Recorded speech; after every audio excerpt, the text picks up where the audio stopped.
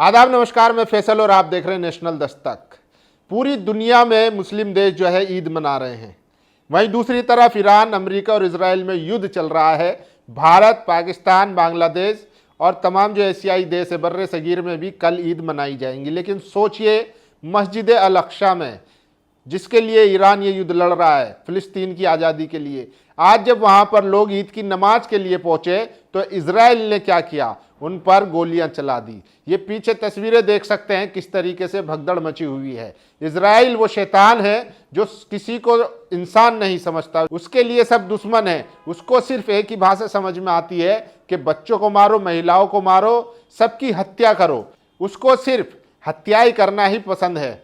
सोचिए, इस युद्ध की वजह से पूरी दुनिया किस खतरे में है।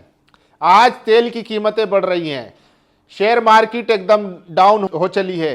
और सोचिए, लेकिन इजराइल अपनी जिद के लिए, अपने ग्रेटर इजराइल को बनाने के लिए उसने पूरी दुनिया को इस युद्ध में धकेल दिया है। लेकिन ईरान ने जो जवाबी कार्रवाई की है, जिस तरीके से वो अमेरिका और इजराइल को लगातार पलटवार और करारा जवाब दे रहा है, उससे पूरी दुनिया हैरान है। अब खबर आ रही है कि ईरान ने अमेरिका का F-35 जेट, जिसके बारे में कहा जाता है कि ये सबसे आला है, हाईटेक है, इसको कोई छू तक नहीं सकता है, उसको भी ईरान ने मार गिराया है। इतना ही नहीं, इसके अलावा 16 फाइटर जेट उसने मारकर गिराए हैं, जिसमें 3 F-35 बताए जा रहे हैं। उसके अलावा रिफ्यूलिंग वाले भी जेट बताए जा रहे हैं।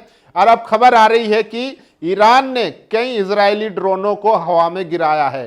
तो ईरान ने जिस तरीके से पलटवार किया है, उससे कहीं ना कहीं इजराइल और अमेरिका की रीढ़ तोड़ दी है। और सोचिए, अब पेंटागन ने वाशिंगटन डीसी से कहा है कि आप हमें बजट के लिए और पैसा दीजिए। इजराइल का टोटल बजट जो है उसका लगभग 60% इस 20 दिन में खर्च हो चुका है। यानी कि आर्थिक तंगी तो इनके सरों पर आएगी और दुनिया में तो आर्थिक तंगी होगी ही। वहीं दूसरी तरफ देखिए, ईरान इस युद्ध में मालामाल हो रहा है। वो एक जो जहाज है, जो तेल का जहाज है पानी का, वो जल डमरू मध्य से निकालने के लिए 2 मिलियन की उगाई कर रहा है। सोचिए, और अपना तेल तो वो बेच ही रहा है, उसने वहां पर अब टैक्स भी लगाना शुरू कर दिया है। तो ईरान हर तरीके से इसमें फायदे में है और इजराइल और अमेरिका इसमें बहुत ज्यादा घाटे में है। इसीलिए खबरें आ रही है कि ट्रंप बार बार इस बात को कह रहे हैं कि अगर हमें जरूरत पड़ी तो हम परमाणु न्यूक्लियर वेपन भी इस्तेमाल कर सकते हैं। हमने पहले ही आपको बता दिया था, इस युद्ध से निकलने के 2 ही रास्ते हैं, क्योंकि ईरान ने साफ कह दिया है कि ये युद्ध जब ही होगा जब हमारा जो नुकसान हुआ है उसकी भरपाई होगी। उसने 3-4 शर्तें रखी है। इसके अलावा कहा है कि हमारे ऊपर फिर आइंदा कभी भी हमला नहीं किया जाएगा और जो भी इस युद्ध में हमारा नुकसान हुआ है उसकी भरपाई करेगा। और जल डमरू मध्य जो है वो अंतरराष्ट्रीय समुद्र की सीमा से निकलकर वो हमारा एरिया माना जाएगा। ये कई सारी शर्तें जो ईरान ने रखी है। वहीं दूसरी तरफ अमेरिका में परेशानी है कि आखिर ईरान ने इतना जखीरा कहां से इकट्ठा किया हुआ है। सोचिए, 3-4 दिन की बात हो रही थी और कहां 20 दिन हो गए। और ईरान के मुताबिक तो वो कह रहा है कि हम तो 10 साल तक लड़ सकते हैं। और उनके विदेश मंत्री कह चुके हैं, आयतुल्लाह खामेनी साहब कह चुके हैं और अली रानी जानी कह चुके हैं, वो सब कह चुके हैं कि जब तक ईरान में एक एक बंदा, आखिरी बंदा रहेगा तब तक ये युद्ध हारेगा नहीं है। सोचिए, उन्होंने सरेंडर करने से साफ मना कर दिया है। और जो लोग कह रहे थे कि हाँ इनको अनकंडीशनल सरेंडर करवाएंगे, अब वो न्यूक्लियर वेपन के बारे में विचार कर रहे हैं। तो अगर ऐसा होता है तो ये बहुत बड़ा खतरा होगा। सोचिए, अमेरिका के पास 2 ही रास्ते हैं, या तो वो इस युद्ध से पीछे हट जाए किसी भी तरीके से कि वो अपनी जीत बताकर, या फिर वो एक दूसरा ऑप्शन ये है कि वो न्यूक्लियर पावर का इस्तेमाल कर सकता है। अन्यथा ईरान को सरेंडर करवाना बहुत मुश्किल है। मतलब इस खबर से आप अंदाजा लगाइए कि ऑस्ट्रेलिया में ईरानी फुटबॉल की महिला टीम ऑस्ट्रेलिया गई हुई थी। वहां पर वहां के राष्ट्रपति ने कहा, प्रधानमंत्री ने उनको असाइलम देने की बात कही थी। वो लोग ईरानी सरकार से इतने परेशान थे कि वो ऑस्ट्रेलिया में असाइलम लेने के लिए गए थे।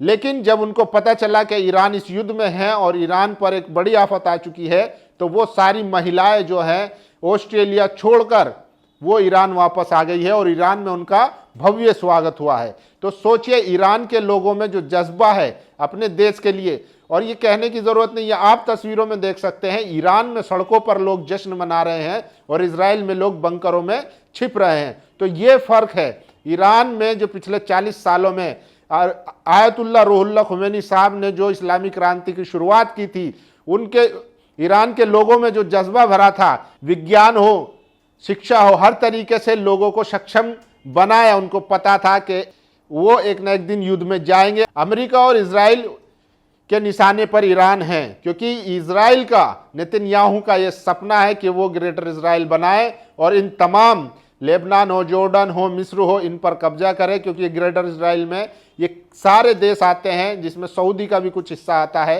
तो उसका ये सपना है, इसीलिए वो पूरी दुनिया को इस युद्ध में झोंकने की कोशिश कर रहा है। लेकिन जब तक मिडिल ईस्ट में ईरान बैठा है तब तक ये पॉसिबल नहीं हो पा रहा है। इसलिए वो चाहता है कि सबसे पहले हम ईरान को ख़त्म करें, उससे सरेंडर करवाएं, फिर अपने आप दूसरी जो देश है छोटे मोटे उन पर कब्जा हो ही जाएगा। लेकिन सोचिए, आज ईद का दिन है, फिलिस्तीनी लोग जो है मस्जिद अक्सा में नमाज पढ़ने जाते हैं, उन पर फायरिंग की जाती है, उन पर गोलियां चलाई जाती हैं, और सारा मानव अधिकार संगठन UN सब खामोश है। और ये मस्जिद अक्सा पिछले कई दिनों से, रमजान जब से शुरू हुआ तब से ही बंद है, वहाँ इबादत करने नहीं दिया जा रहा है लोगों को। लेकिन सोचिए फिलिस्तीनियों के जज्बे को कि आज भी वो जो है मस्जिद अक्सा में नमाज पढ़ने के लिए गए थे, लेकिन ये जायनिस्ट रिजीम ने, वहाँ की पुलिस ने लोगों पर गोलियां बरसा दी हैं। अब मैं आपको बता देता हूँ कि इस युद्ध के दौरान अमेरिका का क्या क्या नुकसान हो रहा है। कल रात में ईरान ने इजराइल की हाइफा रिफाइनरी को निशाना बनाया, अशदोद रिफाइनरी को निशाना बनाया।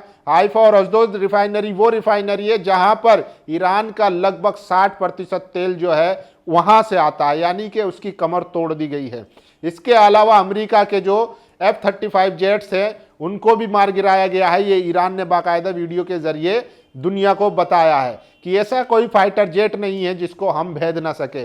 ये बड़े दावे ईरान की तरफ से किए जा रहे हैं। तो इससे सब पता चल रहा है कि सुपर पावर वाली जो शाख है वो कहीं ना कहीं उस पर भट्टा लग चुका है, और अमेरिकी हथियारों पर भी कहीं ना कहीं अब संदेह बढ़ चुका है, और उसकी जो साख थी वो घटती जा रही है, चाहे वो हथियार को लेकर हो या उसकी जो बाहुबली वाली इमेज थी। ट्रंप इस वक्त जो है बौखलाए हुए, उनको समझ नहीं आ रहा है कि मैं करूं तो क्या करूं और किस तरीके से युद्ध से निकलूं। वहीं दूसरी तरफ उनके ही जो काउंटर टेररिज्म के जो एडवाइजर हैं, जो कैंट, जिन्होंने इस्तीफा दिया है, अब उनको जो है उनके खिलाफ मुकदमा चलाया जा रहा है। मतलब वहां भी डराने धमकाने की कोशिश हो रही है। जो कैंट ने क्या कहा था, उन्होंने कहा कि ईरान हमारे लिए कोई खतरा नहीं है और ये युद्ध जो है हम इजराइल के लिए लड़ रहे हैं, यानी कि अमेरिकी लोगों को बेवकूफ़ बनाया जा रहा है। और अमेरिका की जनता ये सब समझ रही है। इसीलिए आप देखते हैं, चाहे वो नाटो के देश हो, यूरोप के देश हो, उनको भी पता है कि ये युद्ध जो है इजराइल अपने लिए लड़ रहा है और अमेरिका को इसमें ज़बरदस्ती घसीटा गया है। यहाँ तक कि UK, इंग्लैंड ने तो साफ साफ कह दिया है कि ईरान जो है वो अपना यूरेनियम, जो उसका एनरिच यूरेनियम था, वो सरेंडर करने वाला था, वो सौंपने वाला था इंटरनेशनल एटॉमिक एनर्जी को, जो संस्था है। लेकिन उसके बावजूद भी 4 घंटे बाद जब बात सारी हो चुकी थी तब उस पर हमला किया गया। इससे साफ पता चलता है कि इजराइल ने, नेतन्याहू ने अपनी जिद के लिए, अपने सपने के लिए, वो बार बार अपनी स्पीच में कहता है कि मसीहा आने वाले हैं, उसको लगता है कि वो मसीहा को बुलाएंगे, उनके लिए तैयारी कर रहे हैं, इसलिए ग्रेटर इजराइल बना रहे हैं। हैकल सुलेमानी की जो है वो सपने देख रहा है, इसलिए वो दुनिया को पूरी इस युद्ध में धकेल दिया है। उसको ये नहीं पता है कि इस युद्ध की वजह से आज पूरी दुनिया किस तरीके से मंदी से, महंगाई से जूझने वाली है। बाकी आप लोगों की क्या राय है, अपनी राय जरूर दीजिए। शुक्रिया। दस्तक की आपसे गुजारिश है कि अगर इसको बचाना चाहते हैं तो नेशनल दस्तक को सब्सक्राइब करने के लिए रेड कलर के सब्सक्राइब बटन को दबाएं, फिर बेल आइकन की घंटी दबाएं। नेशनल दस्तक को बचाने के लिए बहुत जरूरी है कि हर खबर को शेयर करें, लाइक करें, कमेंट जरूर करें।